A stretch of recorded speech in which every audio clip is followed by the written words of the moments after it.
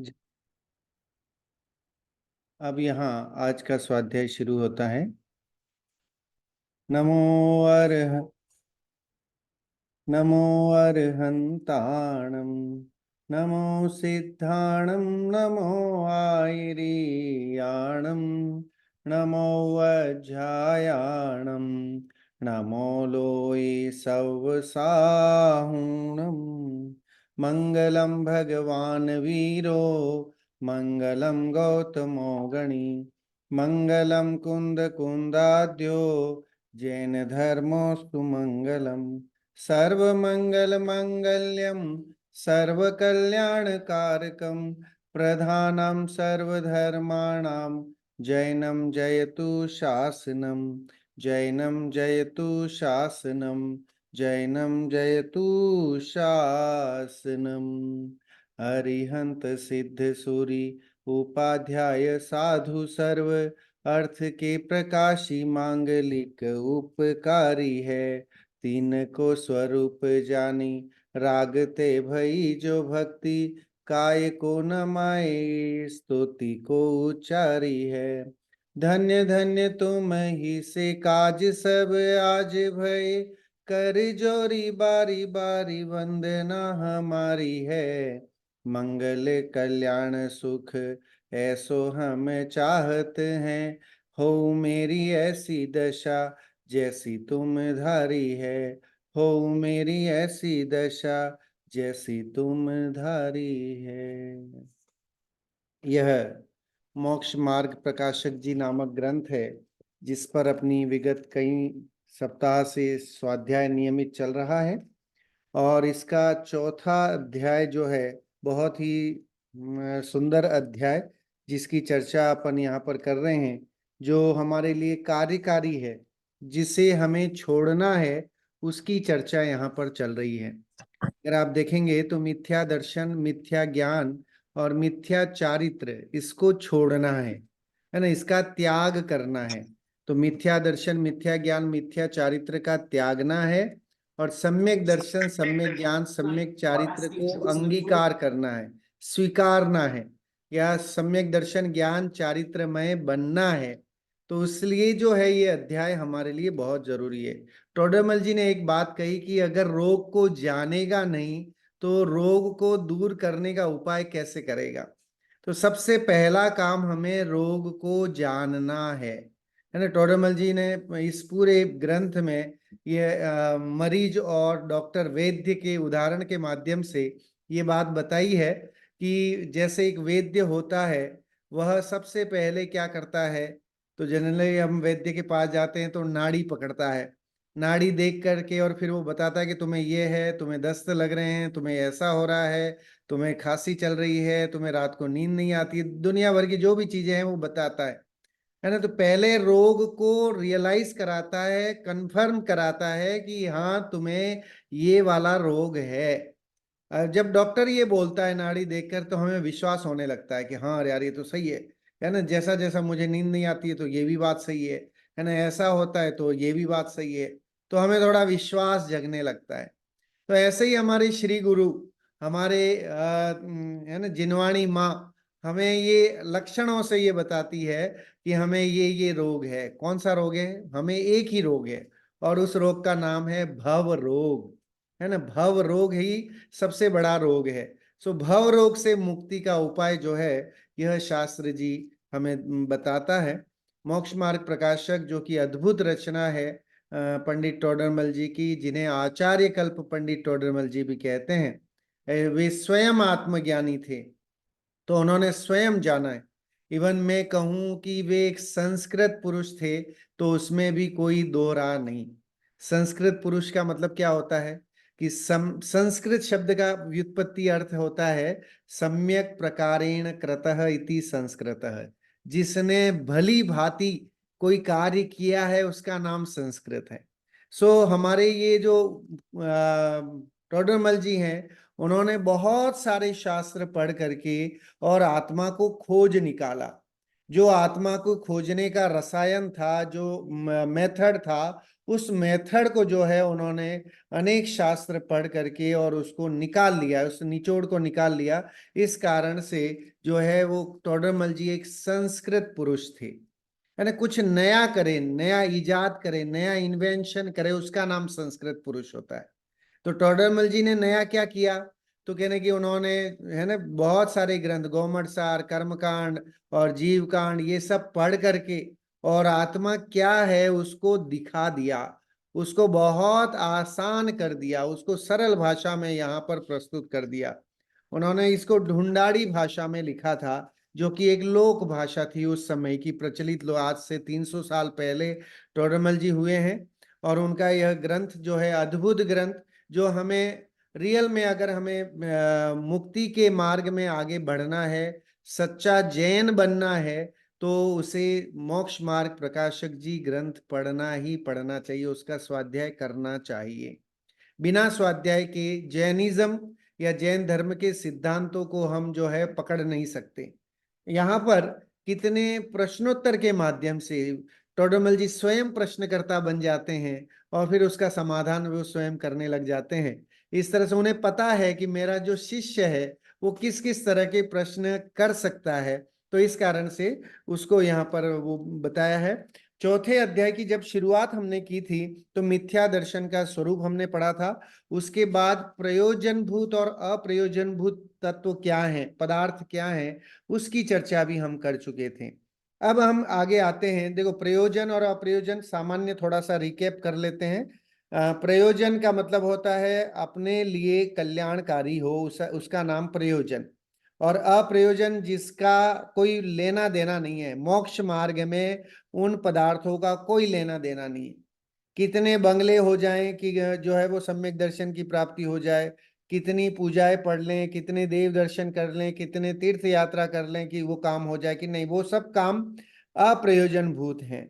प्रयोजन भूत क्या है उसकी चर्चा अपन आज आगे भी बढ़ाएंगे और करेंगे। सो यहाँ पर अगर आप देखें तो प्रयोजन और अप्रयोजन भूत तत्वों में भी, तत्वों की जब चर्चा करते हैं तो 7 तत्व जो कि प्रयोजन भूत तत्व कहे गए हैं। तत्वार्थ सूत्र का सूत्र है, सामान्य से चलेंगे अपन, कोई ऐसा डिफिकल्ट वाला वो नहीं है। तत्वार्थ श्रद्धानम सम्यक दर्शनम, ये तत्वार्थ सूत्र जी का सूत्र है ना। तत्वार्थ मतलब 7 तत्वों के श्रद्धान का नाम सम्यक दर्शन है। सो ये ही 7 तत्वों को जानना हमारे जीवन का उद्देश्य होना चाहिए, और यही इसी से हमारा काम बनने वाला है। बाह्य में और कितना कुछ जाने नहीं जाने कोई फर्क नहीं पड़ता है। टोडरमल जी यहाँ बोल के आए, है ना, कि आपके कितने घर परिवार वाले हैं, कितना आपका कुटुंब है, कितना वंशज क्या है, वो जानो नहीं जानो कोई फर्क नहीं पड़ता। अमेरिका आप गए नहीं गए, उसे जाने नहीं जाने कोई फर्क है ना, नहीं पड़ता। लेकिन जो बेसिक हैं, जिन्हें जाने बिना मुक्ति का मार्ग प्रशस्त नहीं हो सकता, उसको जानना बहुत जरूरी है, जानना ही पड़ेगा, तभी काम होगा। जितने तीर्थंकर हुए हैं, जितने मुक्ति गए हैं, उन्होंने 7 तत्व का श्रद्धान किया है, सम्यक्त को प्राप्त किया है ना। उसके बाद ही मुक्ति की शुरुआत हुई। मोक्ष महल की प्रथम सीढ़ी या बिन ज्ञान चरित्र, है ना। तो मोक्ष महल की पहली सीढ़ी ही, तो आप दौलत राम जी कहते हैं कि तत्वार्थ श्रद्धान है। 7 तत्वों को जानना ये मोक्ष की महल की पहला स्टेप है। If you not know this then you will not go, है ना, आगे बढ़ नहीं सकते। फिर आपको बढ़ना है, मोक्ष के मार्ग में आगे बढ़ना है, तो 7 तत्वों को जानना ही पड़ेगा। वो कौन से हैं 7 तत्व?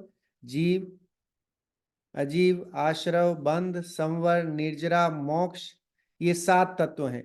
तो इन्हें जाने बिना काम नहीं बनने वाला है। स्वयं पहले जीव, शुद्धात्मा, मैं ज्ञानानंद स्वभावी आत्मा हूं, इसका भान होना आज का जो विषय है, जिसमें पहले ही 2 जीव और अजीव संबंधी जो हमारी मान्यता है, विपरीत मान्यता है, मान्यता तो क्या कहें उसे, जो विपरीत मान्यता है, उसकी चर्चा अपन यहाँ करेंगे। पेज नंबर है 80। अगर आपके पास मोक्ष मार्ग प्रकाशक जी ग्रंथ है, आज मैं शेयर नहीं कर पाऊंगा, फाइल जो है वो बन नहीं पाई, लेकिन अगर आपके पास शास्त्र जी है तो आप निकाल के बैठें। पेज नंबर 80 है। मिथ्या दर्शन, चौथा अध्याय, मिथ्या दर्शन की प्रवृत्ति। बहुत ही सुंदर विषय है, जानने योग्य विषय है, इसको जाने बिना काम बन नहीं सकता है।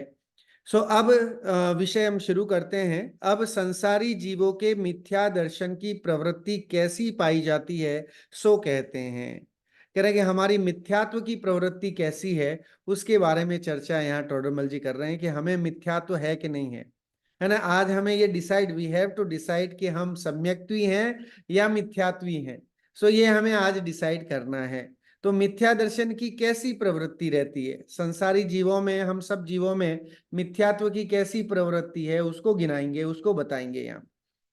यहाँ वर्णन तो श्रद्धान का करना है। कह रहे कि यहाँ जो वर्णन करना चाहते हैं वो श्रद्धान का वर्णन करना चाहते हैं, 7 तत्वों के श्रद्धान की बात करना चाहते हैं, लेकिन उसका जो विपरीत है उसको नहीं जानेंगे तो काम नहीं बनने वाला है।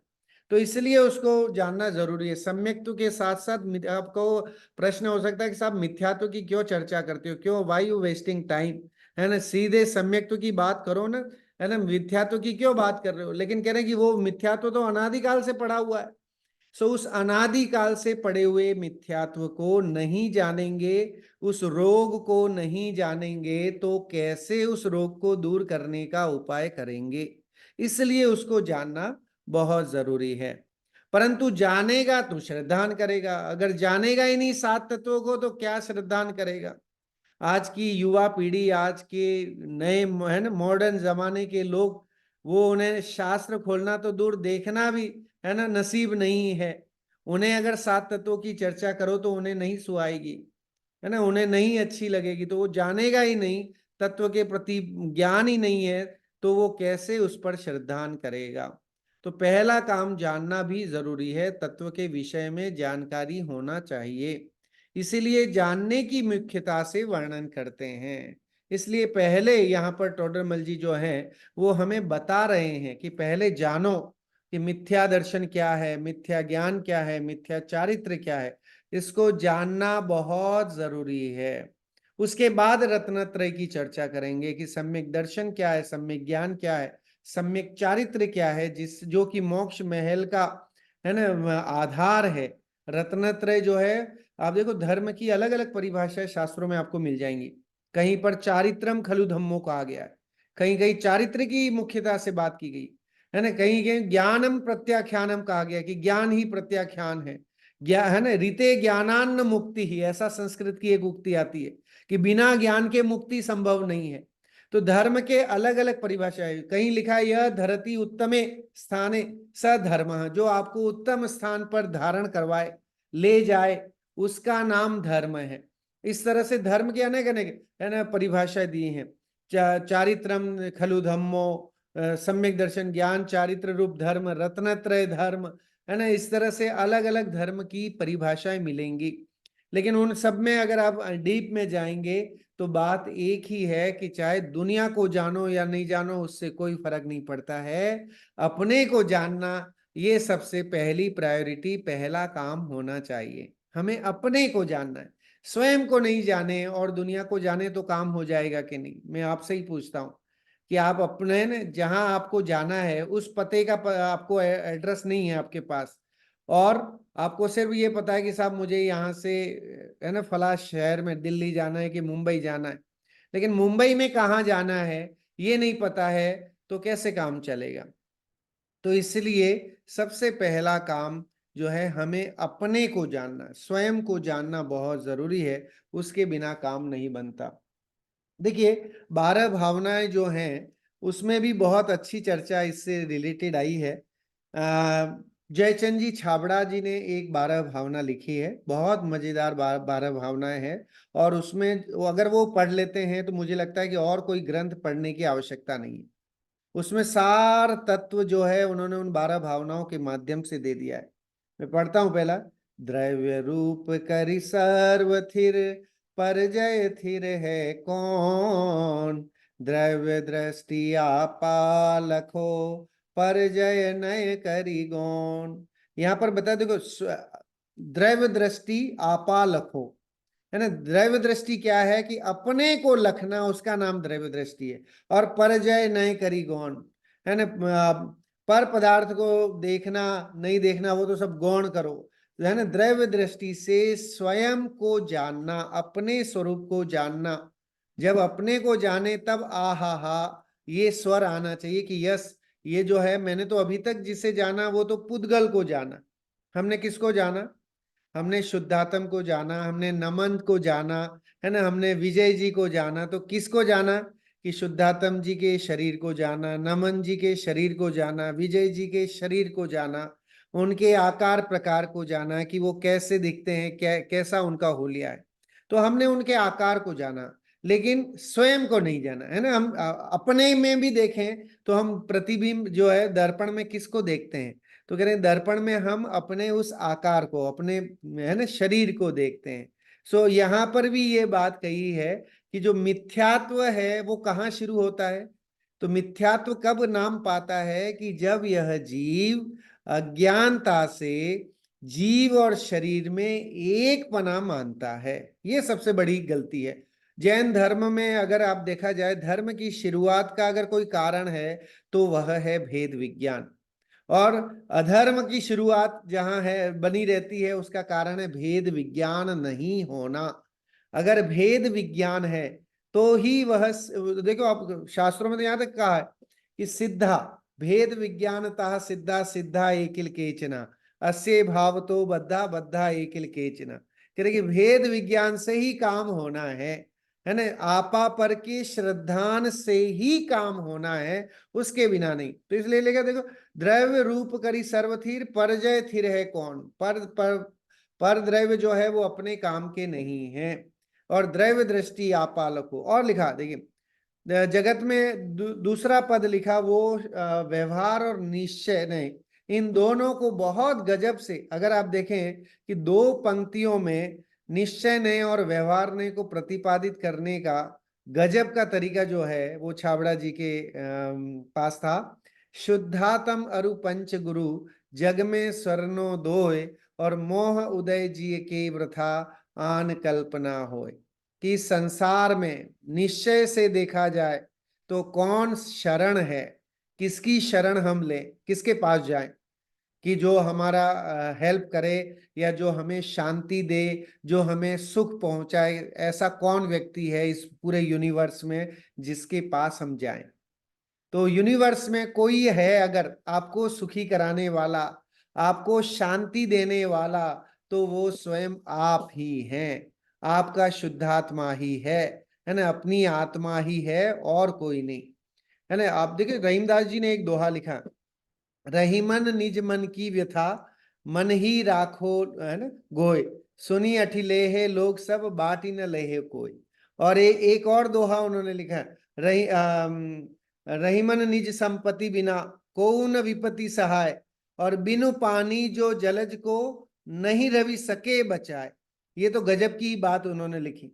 रहीमन निज संपत्ति बिना, कह रहे कि if you not have your property then nobody will help you, है ना। सबसे पहला काम जो है, आपको अपनी प्रॉपर्टी आपके पास होनी चाहिए। आपको अपनी प्रॉपर्टी कितनी है, हाउ मच यू हैव, है ना, that you know. If you not know then how they, है ना, अदर विल हेल्प। सो कह रहे कि पहले आपको ये पता होना चाहिए कि आपके पास कितना है। अगर आपको ये भान है, श्रद्धान है कि मेरे पास इतना है, तो दुनिया आपकी हेल्प करने वाली है। देखो, रहीमन निज संपत्ति बिना कौन विपत्ति सहाय, कह रहे if you not have your money then nobody will help you. और बिनु पानी जो जलज को नहीं रवि सके बचाए।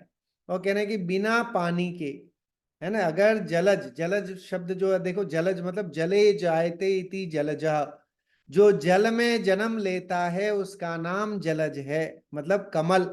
तो कमल जो है उसका पर्यायवाची शब्द है जलज। तो कह रहे हैं कि कमल को, इफ कमल के पास अगर वाटर नहीं होगा, पानी नहीं होगा, तो सूरज उसकी कोई सेवा नहीं करने वाला, सूरज उसको, है ना, खिला नहीं सकता है। सबसे पहले कमल को अपना पानी चाहिए, तो सूरज जो है उसको महका सकता है, उसको खिला सकता है। लेकिन अगर कमल के पास अपना पानी नहीं है तो सूरज भी क्या करेगा? अगर हमें अपना भान नहीं है तो तीर्थंकर क्या करेंगे, है ना। मंदिर जाकर के क्या हो जाएगा जब तक कि हमें अपना भान नहीं है? शास्त्र स्वाध्याय करके क्या हो जाएगा जब हमें हमें अपना भान नहीं है? नो डाउट शास्त्र स्वाध्याय, देव दर्शन, है ना, समागम, ये सब हमें आत्मा के भान में, आत्मा के श्रद्धान में कार्यकारी हैं। लेकिन निश्चय से कहा ना, यहाँ शुद्ध निश्चय से बात कर रहे हैं, तो शुद्धातम अरु पंच गुरु, निश्चय से तुम्हारी आत्मा ही तुम्हारी शरण है। और फिर अरु पंच गुरु, अगर आप अपनी आत्मा की शरण में नहीं रह सकते हो, आपको अपनी आत्मा का भान नहीं होता है, then where we should go, तो कह रहे हैं कि पंच गुरु, पांच गुरु, पंच परमेष्टि की शरण में जाना, क्योंकि उन्होंने आत्मा को देखा है, वे संस्कृत पुरुष हैं, उन्होंने आत्मा को पहचाना है, खोज निकाला है उन्होंने, है ना, इस देह देवल में से आत्मा कहाँ है उसका भान उन्होंने कर लिया। इसलिए उनकी शरण में जाओगे तो सुखी हो जाओगे। कभी न कभी उन्हें देख देख करके उनके जैसे बन जाओगे, लेकिन कहीं और भटकोगे तो फिर जो है रास्ता मिलने वाला नहीं है, फिर भव भवांतर निकल जाएंगे। लेकिन ये भव भव के दुख जो है वो कैसे मीटे, तो उसके लिए ये जरूरी है कि अपना श्रद्धान होना चाहिए। जैन धर्म में आत्म श्रद्धान ही सर्वोपरि है। अब देखिए, गुरुदेव श्री ने तो यहां तक कह दिया कि आत्मानुभूति ही जैन दर्शन है। उनके प्रवचन में आता है कि आत्मानुभूति ही जैन दर्शन है। मतलब और क्या जैन दर्शन की बात करें, क्या कहें, जैन दर्शन क्या चीज है, तो कह रहे हैं कि आत्मा को जानना, उसका नाम जैन दर्शन। और कुछ जैन दर्शन का मतलब नहीं, कितने तीर्थंकर थे और क्या क्या है, उनके फंडामेंटल्स क्या है, उसकी कोई जरूरत नहीं। खाली इतना जानना, तुषमाश भिन्नम, इतना जान लेना कि छिलका अलग है और दाल अलग है, इतना भेद विज्ञान कर लेना। भेद विज्ञान सो जैन दर्शन, आत्मानुभूति सो जैन दर्शन, आपा पर श्रद्धान सो जैन दर्शन, और कोई जैन दर्शन नहीं है। जैन दर्शन का मूल जो है वो भेद विज्ञान है, अपने और पराये का भेद विज्ञान करना ही है। और देखिए गजब लिखा, पर द्रव्यंते प्रीति जो, ये सब विषय जो मैं पढ़ रहा हूं ये अभी अपने उसमें भी आने वाला है। पर द्रव्यंते प्रीति जो है संसार अबोध, ताको फल गति चार में भ्रमण कहो श्रुत शोध। देखिए, पर द्रव्यंते प्रीति जो, अगर पर द्रव्यों से प्रीति करोगे, प्रेम करोगे, अपने को छोड़ करके, अपने घर को छोड़ करके बाहर भटकोगे, तो क्या होगा, है संसार अबोध, ये सारा अबोध है। उसको जानने से कोई फायदा नहीं कि साहब मैंने इतने शहर देख लिए, इतनी जगह में घूम आया, पूरा वर्ल्ड टूर कर आया, है ना, मैंने क्या नहीं देखा, मैंने आई नो एवरीबडी, लोग कहते हुए नहीं थकते हैं, है ना। लेकिन इतना सब होने पर भी यहाँ पर कह रहे हैं छाबड़ा जी कि वो सब अबोध है। आपने कितना भी जाना, आपने कितनी डिग्रियां ले लिए, वो कोई मायने नहीं रखते हैं, लेकिन अगर अपने आत्मा को नहीं जाना। अब देखिए, प्राचीन जो शिक्षा पद्धति थी उसमें गजब का सिस्टम था। अभी तो वर्तमान एजुकेशन सिस्टम में तो सिर्फ बाय हार्ट लर्निंग और यही सारी चीजें होती हैं जो कि हम देखते हैं, पढ़ाते हैं, करते हैं। लेकिन प्राचीन समय की जो शिक्षा पद्धति हुआ करती थी संस्कृत टाइम में, जहाँ संस्कृत पढ़ाई जाती थी आश्रमों में, और आश्रमों की ये जहाँ राजा महाराजा लोग अपने राजकुमारों को वहाँ आश्रमों में छोड़ते थे, जंगलों में, और वहां जंगलों में वो जो है राजकुमार 10-10 साल, 15-15, 20-20 साल रह करके सारी विद्याएं सीखते थे। राजनीति विद्या, धनुर्विद्या, युद्ध विद्या, है ना, वाणिज्य विद्या, सब तरह की विद्याएं सीखते थे। लेकिन ये सब सीखने के बाद उनके लिए कंपल्शन होता था कि उसे आध्यात्मिकी विद्या सीखना जरूरी है। अगर वह आध्यात्मिकी विद्या नहीं सीखता था और उसमें पास नहीं होता था, तो वो लोग जो ऋषि महाराज होते थे, वे उसे समाज को सौंपते नहीं थे। कह रहे कि ये समाज में जाएगा तो इसकी पहले इसको आध्यात्मिक विद्या होना बहुत जरूरी है। चाहे ये वैद्य बन गया, डॉक्टर बन गया, इंजीनियर बन गया, सब बन गया, लेकिन इसे अपनी आत्मा का भान नहीं है तो ये कुछ काम का नहीं है। तो आप सोचो, प्राचीन समय में ही ये चला आ रहा है कि अपने को जानने की महत्वता प्राचीन समय से है ना। उसी समय से ये है कि उसने अपने को जाना, अध्यात्म को जाना, आत्मा को जाना, तो उसमें थोड़ी दया भाव आएगी, दूसरों के प्रति करुणा भाव आएगी।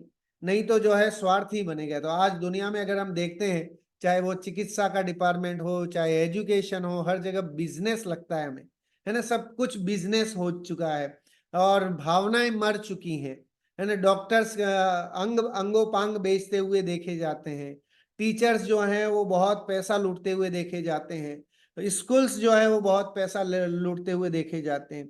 और लौकिक में जहां पर भी बिजनेस में अगर हम देखते हैं कपड़े लत्ते जो भी खरीदने जाते हैं तो वहां लूट मार मची हुई दिखती है। उसका कारण है कि वहां भावनाएं नहीं है। और प्राचीन समय में लोग जो है कोई पेमेंट नहीं लेते थे। वे ऐसे ही काम कर लेते थे। एक वैद्य होता था, निःशुल्क सेवा कर देता था। एक किसान जो है वो अपने अनाज आराम से किसी को भी दे देता था, है ना, किसी को भूखा नहीं रखता था। तो ऐसी व्यवस्थाएं बनी हुई थी, क्योंकि अध्यात्म था। और जहां अध्यात्म था वहां दया करुणा ये सहज में आ जाती, है ना। ये जो विशेषताएं हैं वो स्वयं ही प्रस्फुटित हो जाती हैं, उसको अलग से कुछ लाने की जरूरत नहीं होती है। इसलिए आत्मा को जानना जरूरी है। हम अपनी आत्मा को जानेंगे तो ये लगेगा कि सामने वाला भी ये जो है वो भगवान आत्मा है। गुरुदेव कहते नहीं थकते थे, है ना, भूलेला भगवान। चाहे कोई उनको गाली दे, उनकी बुराई करे, तो वो उन्हें भूलेला भगवान कहते थे। कि अभी भगवान, अब आप सोचो, है ना, जो उनको गाली दे रहा है उससे भी वो भूलेला भगवान के, अभी उसको समझ में नहीं आ रहा है। जब वो अपनी आत्मा को जानेगा तो उसे समझ में आएगा कि सामने वाली आत्मा भी कितनी महत्वपूर्ण है ना। तो एक जीव के प्रति दया की भावना, करुणा की भावना, क्षमा की भावना, है ना, ईर्ष्या नहीं करना, द्वेष नहीं करना, जलन नहीं करना, ये सब कब आएगा? तो कह रहे कि जब अपने को जानेगा, अपने स्वरूप को जानेगा। उसका फल क्या है? अगर नहीं जानता है तो उसका फल क्या बताया? तो कह रहे पर द्रव्यंते प्रीति जो है संसार अबोध, और ताको फल गति चार में भ्रमण कयो श्रुत सोध। कह रहे कि इसका फल, इफ यू नॉट नो, है ना, योर सेल्फ, है ना, तो क्या होगा? तो कह रहे कि चार गति में भ्रमण करना है। चार गति में घूमने का कारण क्या है? एकमात्र और एकमात्र अपने को नहीं जाना, स्वयं को नहीं पहचानना। तो इसलिए स्वयं को पहचानना बहुत जरूरी है। देखिए फिर लास्ट एक और पद लिखते हैं, फिर अपन ये जीव अजीव तत्व संबंधी विषय को और आगे बढ़ाएंगे।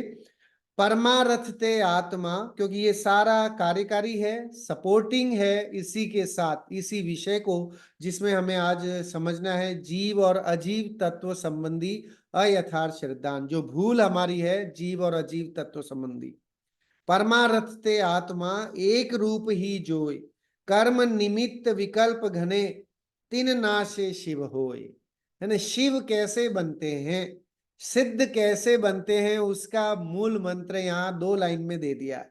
परमारथते आत्मा, निश्चय से तुम्हारी आत्मा ही तुम्हें मोक्ष दिलाने की कार्यकारी है, और कोई मोक्ष तुम्हें नहीं दिला सकता है। एक रूप ही जो है, और वो एक रूप ही है ना। एको अहम जिसे बोलते हैं ना, कि वो एक ही है। और ऐसे ही समय सार में कहा है कि अगर हम एकत्व विभक्त की बात नहीं मान करके और दुनिया में पर द्रव्याधिक में फंसते हैं, तो उसको तो विसंवादिनी कथा कहा उसमें, है ना। तो आप देखिए कुंद कुंद आचार्य ने अपने को नहीं जान करके पर में घुसना, ये विसंवाद है ना, ये छल है, ये प्रपंच है, इसे प्रपंच कहा गया, है ना। अपने को नहीं जानना और दुनिया भर को जानते रहना। सो कर्म निमित्त विकल्प घने, तिन नाशे शिव होय। क्योंकि अपने को नहीं जानने वाला कर्मों का बंधन करता है, कर्मों का आश्रय करता है, आश्रय पूर्वक बंधन होता है, और जो बंधता है वो उदय में आता है, और जब उदय में आता है तो परिभ्रमण का कारण बनता है। ये सिस्टम है जैन धर्म का।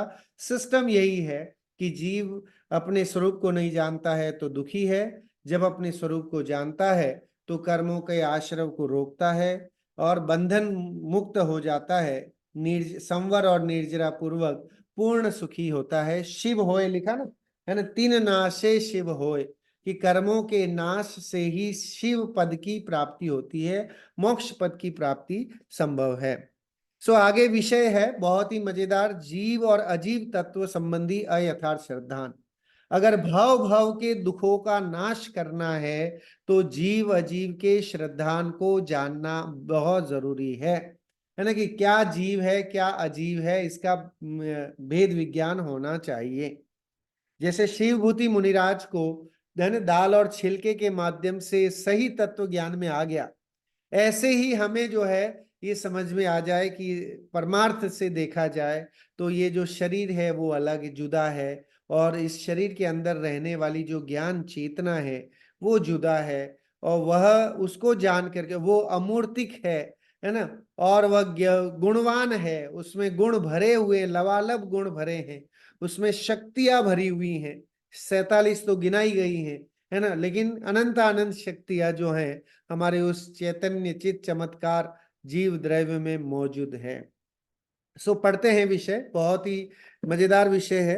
अनादिकाल से जीव है। ये जीव कब से है? अगर हम जीव, अजीव, आश्रय, बंध, संवर, निर्जरा, है ना, मोक्ष, इन 7 तत्वों में जीव की कल्पना करें तो कब से है? अगर मैं पूछूं कि जीव कब से है, तो आप कहेंगे साहब, है ना, बहुत टाइम से, अनादिकाल से, है ना, जिसका कोई आदि नहीं है, तब से ये जीव है। वह कर्म के निमित्त से अनेक पर्याय धारण करता है। अब ये कर्म के कारण से ही जीव को अनेक अनेक पर्याय मिलती हैं। कर्मों का बंधन होता है, जिसमें एक आयु कर्म है ना, आयु कर्म के माध्यम से आयु मिलती है। नाम कर्म के माध्यम से शरीर आदि मिलते हैं। गोत्र कर्म के माध्यम से उच्च गोत्र और नीच गोत्र मिलता है। इस तरह से वेदनीय से साता और असाता की भावना होती है। इस तरह से ये कर्म जो है उसके माध्यम से अनेक अनेक पर्याय धारण करता है। पहले तो हमें इस पे श्रद्धान करना, इस पे विश्वास करना है कि मैं मर करके इस पर्याय को छोड़ करके कहीं और जाने वाला हूं। देखिए, आत्मा की अनित्यता, सॉरी, आत्मा की नित्यता को जानने से कितनी निर्भीकता हो जाती है। जैन धर्म में आत्मा को नित्य निरंजन बताया गया ना, सच्चित आनंद रूप बताया गया है। तो अगर आत्मा की नित्यता को, अगर हम खाली एक पॉइंट को पकड़े हम, कि आत्मा की नित्यता को जाने कि आत्मा नित्य है, कभी नाश को प्राप्त होने वाला नहीं है। भगवत गीता में भी ये कहा गया है, न म्रियते न मार्यते, न कोई उसको, है ना, मर सकता है, न उसे मार सकता है। अब आत्मा तो अजर अमर है। तो आत्मा जब अजर अमर है, तो फिर हमें किस बात का डर होना चाहिए, है ना? लाखों वर्षों तक जीऊं या मृत्यु आज ही आ जावे, ये कौन बोल सकता है? कि ये वही बोल सकता है जिसे आत्मा की नित्यता का भान है, श्रद्धान है ना, उसे डर ही नहीं है। अब देखो, मैथिली शरण गुप्त जी ने लिखा, विचार लो कि मरते हो न मृत्यु से डरो कभी, मरो परंतु यो मरो की याद जो करे सभी। कह रहे कि आपको, अब जब आपको पता है कि मरते हो, है ना, आप मरने वाले हो, ये आपको पता है, क्योंकि ये जो यूनिवर्स है ये कैसा है? मर्त्य भूमि है ये। यहाँ जो भी पैदा होगा वो क्या होगा? कि एक न एक दिन मरने वाला है, उसकी पर्याय नष्ट होगी होगी और वो नवीन पर्याय को धारण करेगा। इसलिए ये जो मर्त्य लोक बोलते हैं इसको, यूनिवर्स का क्या नाम है हिंदी में? मर्त्य लोक। मतलब इस पूरी दुनिया में लोग आ करके मरते हैं, है ना, कोई भी जिंदा शाश्वत अमर नहीं रह सकता। जिसने जन्म लिया है उसका मरण निश्चित है। विचार लो कि मर्त्य हो, न मृत्यु से डरो कभी। कह रहे कि अगर आपको ये पता है कि जिसने जन्म लिया है उसकी मृत्यु निश्चित है, then why you afraid about the death? क्यों डेथ से डरते हो? मैंने वहां तो उन्होंने लौकिक रूप से परोपकार की भावना से कहा, मरो परंतु यो मरो की याद जो करे सभी। अगर मरना ही है तो ऐसा मरो कि लोग याद करें। तो मैं भी यही कह रहा हूं कि अगर मरना है तो ऐसा मरो कि 3 लोग के नाथ बन जाओ तो दुनिया याद करे, है ना। अगर हम चाहते हैं कि दुनिया हमें याद करे और हमारा नाम वो रहे, रोशन रहे, तो उसके लिए तो सिद्ध परमात्मा बनना पड़ेगा। 3 लोग जो है वो हमारे सामने नतमस्तक होगा, हमें पूजेगा, हमारा गुणगान करेगा। एक चीज है कि पर्याय बदलती रहती। पर्याय का नाम ही परिणमनशील है ना। पर्याय मतलब जो बदले नहीं, उसका नाम परिणमनशील नहीं है।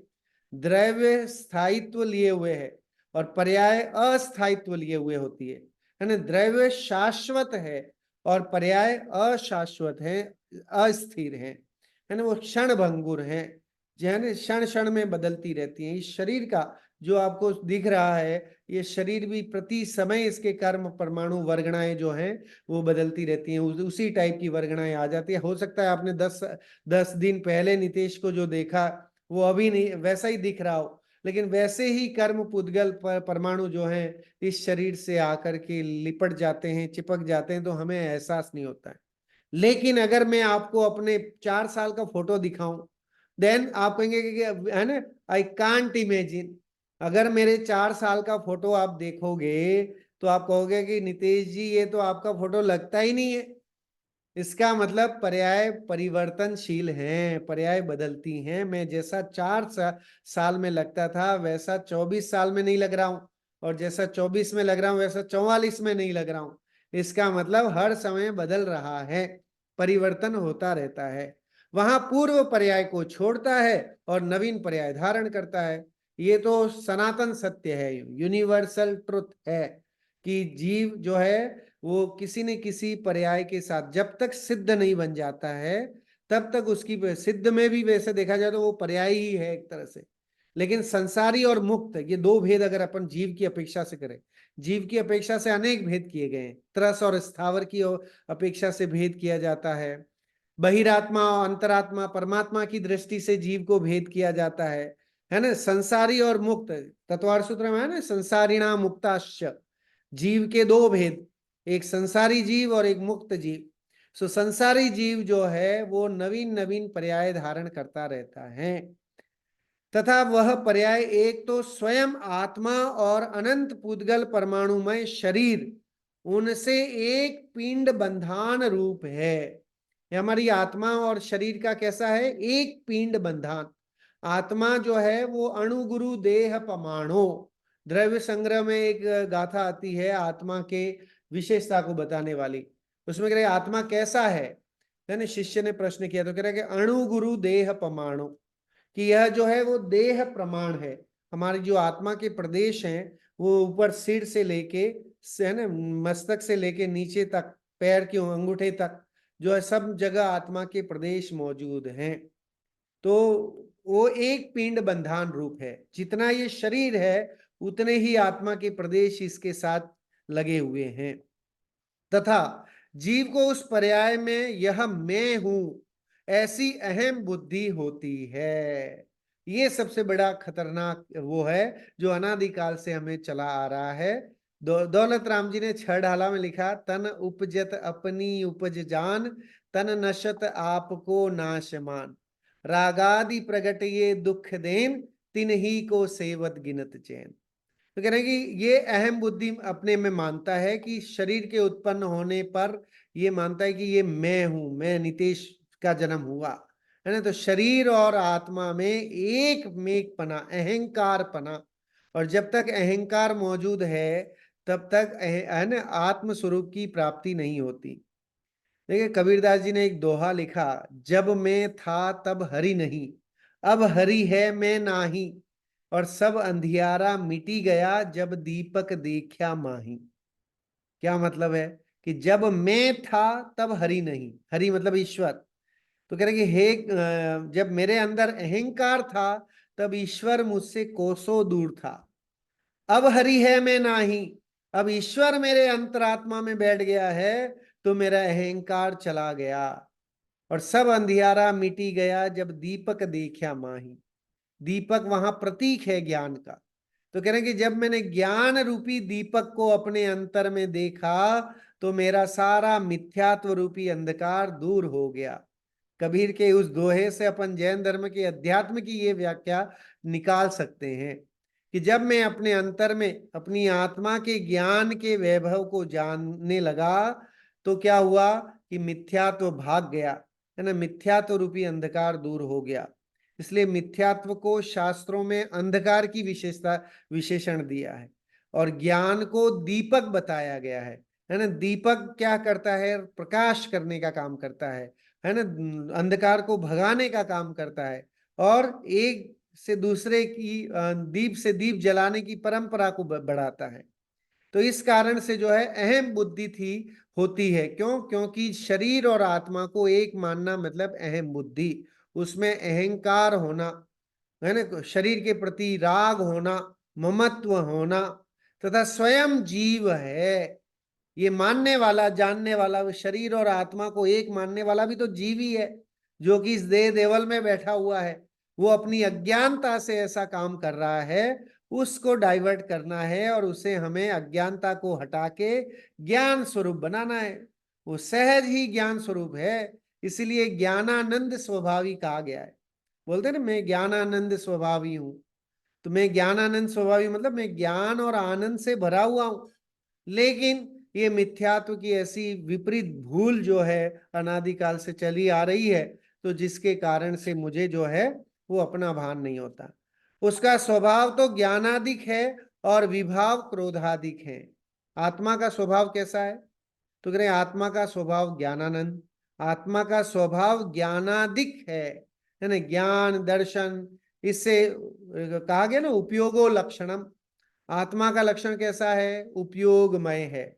इस उपयोगमय लक्षण को अगर हम अपने रियल लाइफ में उसको इम्प्लीफाई करें तो बहुत सुखी हो सकते हैं। जब भी अगर हमें कुछ ऐसी चीज आती है तो हम सोचे कि मेरा स्वरूप तो जानना देखना है, मेरा स्वरूप करता धरता नहीं है। ये हमें ये बात उपयोगो लक्षणम, यह सिद्धांत हमें ये बताता है कि कैसी भी सिचुएशन है उस सिचुएशन को हम सिर्फ जाने और देखें, उसमें हेर फेर करने का कभी भी यत्न करते हैं तो वो मिथ्यात्व है, वो दुख का कारण है। हम ये सोचते हैं कि हम ये करते हैं लेकिन वो हमारी मिथ्या मान्यता है। वो होता स्वयं जगत परिणाम, मैं जग का करता क्या काम। कह रहे वो स्वयं होता है। वस्तु विश्व की सारी व्यवस्थाएं जो हैं, है ना, वो संजीव जी ने एक जो भजन लिखा, स्वयमेव ही इस जगत का सब काम हो रहा है ना। इस जगत के जितने काम है वो स्वयमेव होते हैं, लेकिन मूर्ख या समझ लीजिए कि अज्ञानी उसे हम अहंकारी होकर के अपना स्वयं को कर्ता मानता है, इसीलिए दुखी होता है। उसका स्वभाव तो ज्ञानादिक है और विभाव क्रोधादिक है। आत्मा का विभाव क्या है? विभाव स्वरूप स्वभाव, स्वभाव का मतलब है अपना भाव, है ना, ओरिजिनलिटी, उसका नाम स्वभाव। और मॉडिफिकेशन या मिलावट जो है उसका नाम विभाव। क्रोध आदि जो ये कषाय रूप परिणाम है, ये आत्मा के नहीं है, आत्मा में उत्पन्न हुए हैं लेकिन आत्मा के नहीं है। ये कुंद कुंद आचार्य समय सार में कहते हैं, है ना। उन्होंने उदाहरण दिया, गजब का उदाहरण दिया वहां, दीवाल और उसकी सफेदी का। समय सार जी ग्रंथ अगर आप पढ़ेंगे तो वहां एक उदाहरण दिया है कि दीवाल पर जो सफेदी है वो किसकी है ना, दीवाल की है कि सफेदी सफेदी की है? तो ये सफेदी सफेदी की है, दीवाल दीवाल है। लेकिन चूंकि वो दीवाल पे लगी हुई है तो हमें क्या लगता है कि दीवाल सफेद है ना। ऐसे ही दूध में अगर आप केसर डाल दो तो दूध कैसा पीला पीला हो जाता है, केसरिया रंग का हो जाता है। लेकिन कह रहे कि क्या हो गया है, क्या वो केसरिया रंग का? तो कह रहे कि केसर का रंग अपना अलग रंग है, दूध का अपना अलग रंग है, कोई मिलावट नहीं हुई है, वो सिर्फ मिले हैं, एक साथ हैं, लेकिन एक मेक नहीं हो गए हैं।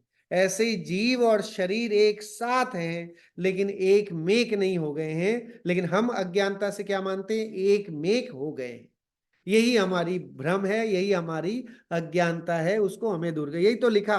देखो ऐसी अहम बुद्धि होती है तथा स्वयं जीव है, उसका स्वभाव तो ज्ञानादिक है और विभाव क्रोधादिक है, और पुद्गल परमाणुओं के वर्ण रस गंध स्पर्शादि स्वभाव हैं, उन सबको अपना स्वरूप मानता है। देखिए पुद्गल का स्वभाव था स्पर्श रस गंध वर्ण, उसे ज्ञान का स्वभाव मान रहा है, अपनी आत्मा का स्वभाव। आत्मा का स्वभाव जानना देखना था, सच्चित आनंदमय था, उसे शरीर का स्वभाव मान के बैठा है। तो उल्टा सीधा किया हुआ है। इसीलिए कहा ना कि आप देखिए पुद्गल को पुद्गल जाने, है ना। और वो उसमें आता है निज को निज पर को पर जान, फिर आकुलता का लेश निदान, ऐसा करके वो स्तुति में आता है। कह रहे कि निज को निज जानोगे, पर को पर जानोगे तो कोई दुख ही नहीं रहेगा। दुख रहने का कारण है निज में पर को अपना मानना और अपने को पर में मिलाना, इस कारण से दुख है। दुख का इतना ही डेफिनेशन है। अगर सुखी होना है तो निज को निज जानो और पर को पर जानो, और शास्त्र पढ़ने की जरूरत ही नहीं है कि बहुत सारे शास्त्र पढ़ लें तब जाकर के आत्मा या सम्यक दर्शन होगा। कह रहे कि इतना सा ही है कि निज को निज जान और पर को पर जान, फिर नहीं लेश निदान करके वो उसमें स्तुति आती है ना। कि आप देखिए कि सिर्फ इतना सा काम करना है। महर्षि व्यास जी से लोगों ने कहा कि महाराज आपने 14 पुराण लिखे, इतने बड़े बड़े, है ना, इतने पोतन्ने आपने भर दिए, उसको हमें समझना, it is not possible, can you explain in a very short manner? तो वो कहते हैं कि उन्होंने एक दोहा लिखा, फिर एक संस्कृत में श्लोक लिखा व्यास जी ने, कि है ना, अष्टादश पुराणेषु व्यासस्य वचनद्वयम परोपकाराय पुण्याय पापाय परपीडनम। कह रहे कि व्यास जी कहते हैं कि मैंने 18 जो पुराण लिखे हैं, उन पुराणों में दो ही चीजें हैं।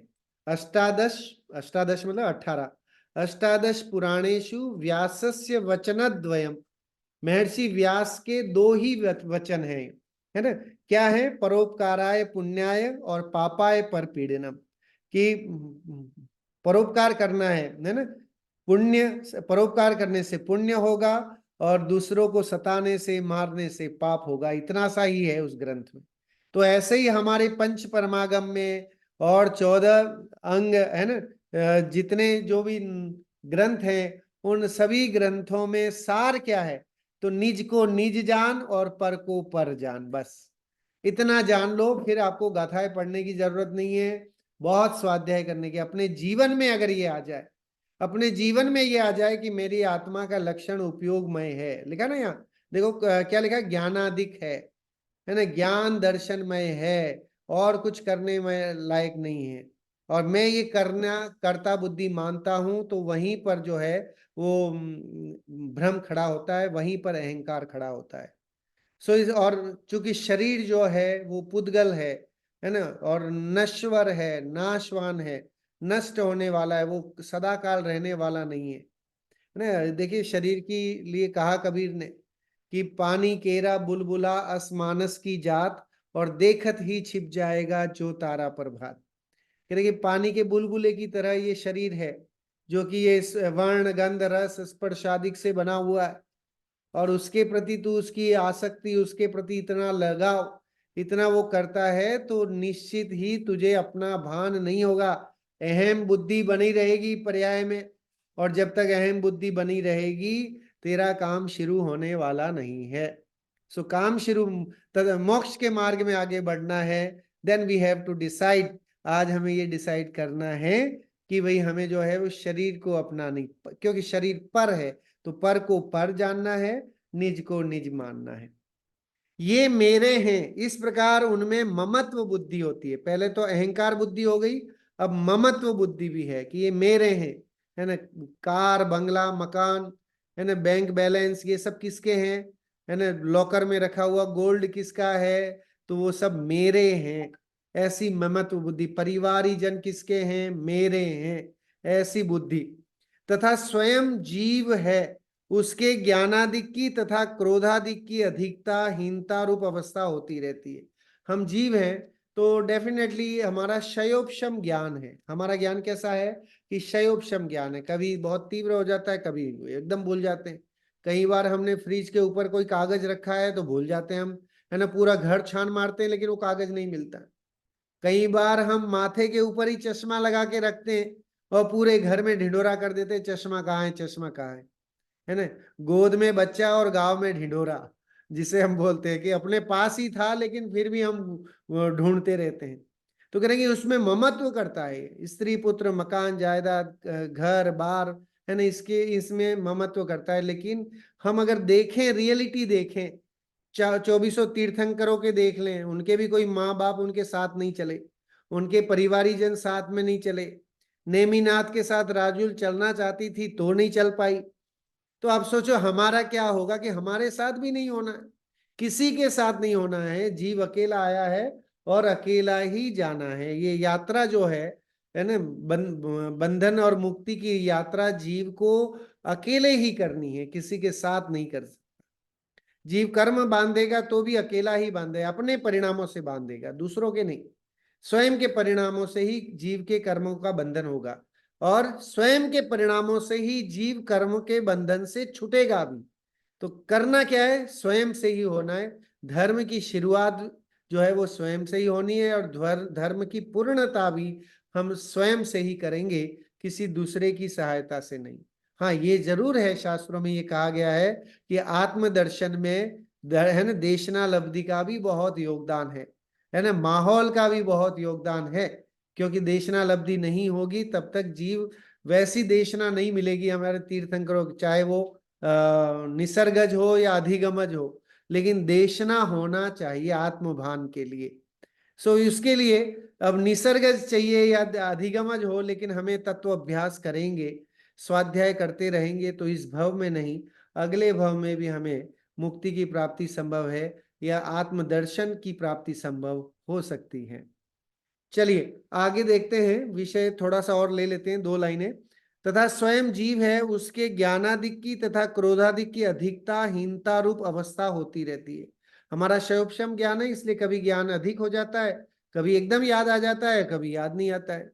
अभी मैं एक बुजुर्ग से मिलने गया, जयपुर में था तो एक बुजुर्ग से मिलने गया, सालों बाद मिला, लेकिन उन्होंने फिर भी मेरा नाम ले लिया देखते ही, नितेश कब आए।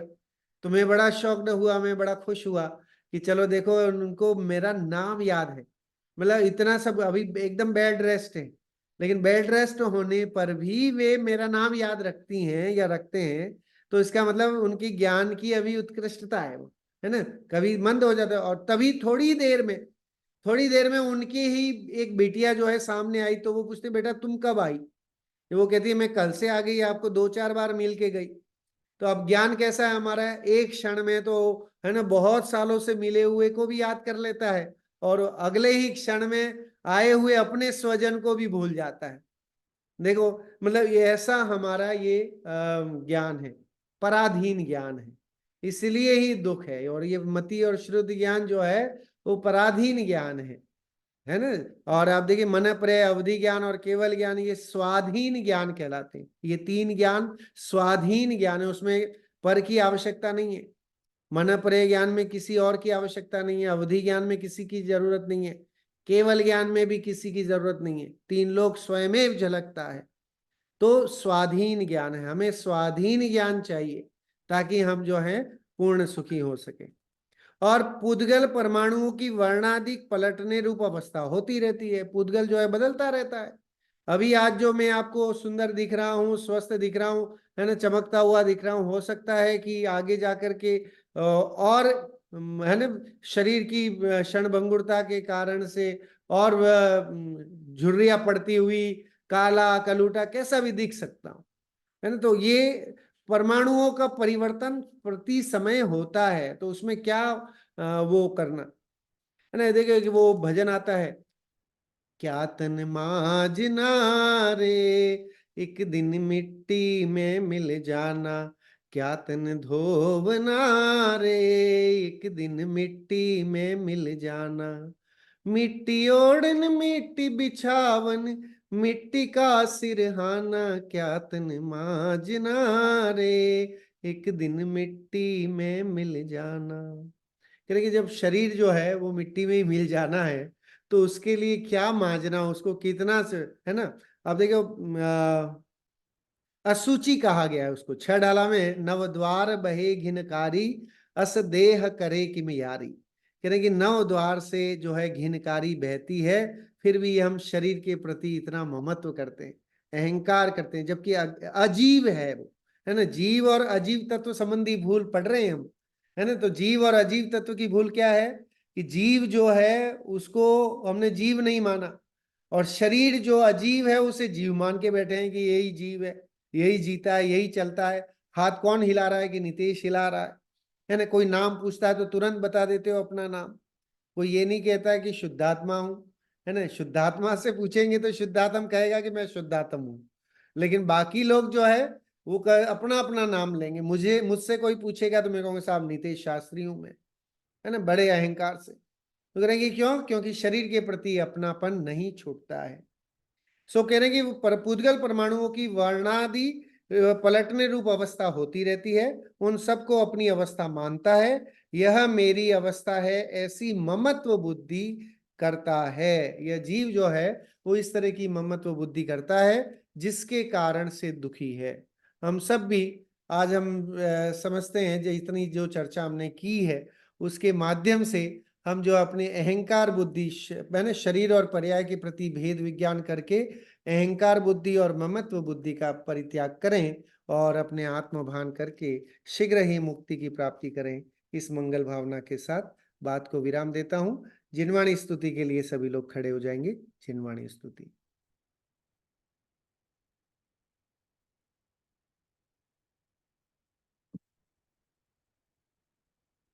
मिथ्यातम नाश वे को ज्ञान के प्रकाश वे को आपा पर भास वे को भानु सी बखानी है। छहों द्रव्य जान वे को बंद विधि भान वे को स्वपर पिछान वे को परम प्रमानी है।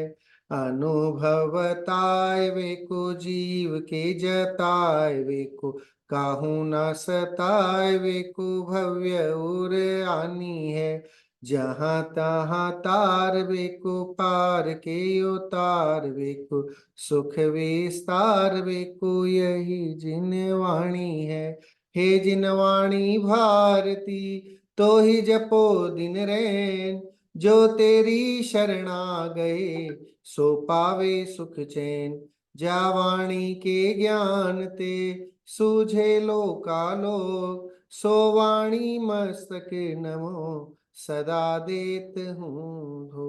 सभी 9 बार नमोकार मंत्र का जाप करेंगे। 9 बार नमोकार मंत्र।